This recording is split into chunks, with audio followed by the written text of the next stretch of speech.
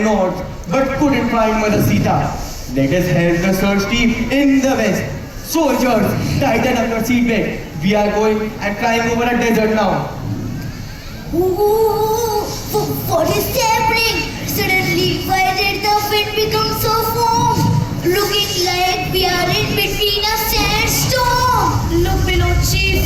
I see some people spinning around. Is the base of the Perioids causing the sandstorm? No, my dear. What do you think? People spinning around can cause a sandstorm?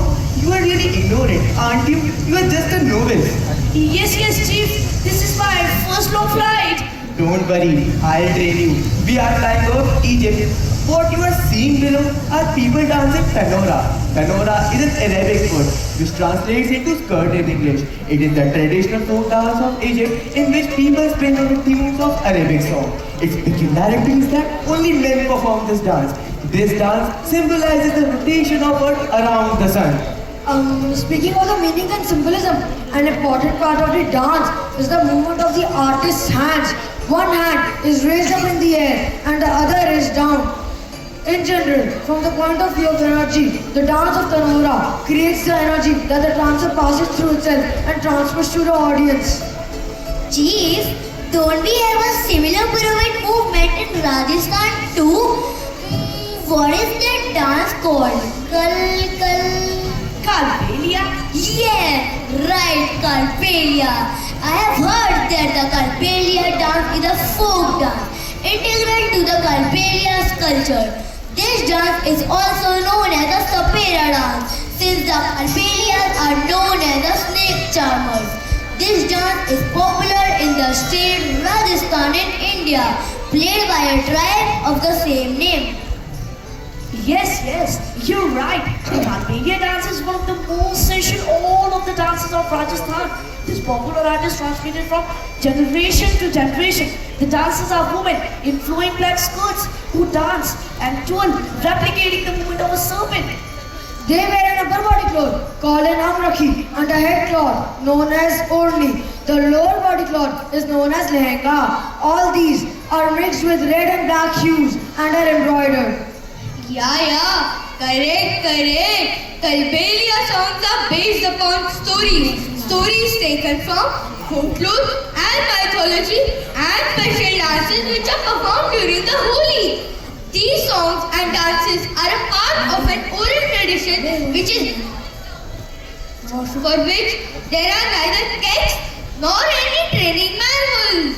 The Kalpelias have a reputation for composing their lyrics spontaneously and improvising songs during their performances. That was very informative. Both dances have many things in common, but can you name them?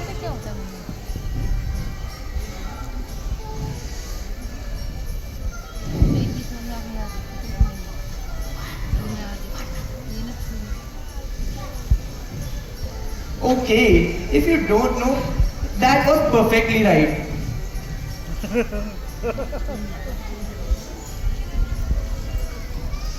Do you know another interesting fact?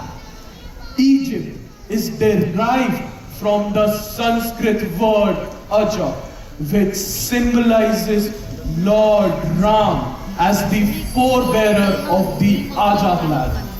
Aja was the grandfather of Lord Ram. We believe that the ancestors of Lord Ram were believed to be the descendants of God. Likewise, Egyptians considered the pharaohs to be their god, and their descendants were known as Ramses I and II. During the eons of the Ramayana, Yayati had two wives, Devyani and Sharmishta. When Yayati got old and depressed, he asked for his sons to exchange their youth with his old age. However, only youngest son Puru agreed to help his father. Thus, Puru was crowned as the sovereign of the world. Egyptians considered India as the divine land of Pandits, that is Pandits. Oh look, here come the graceful pirouettes of the Nora dancers.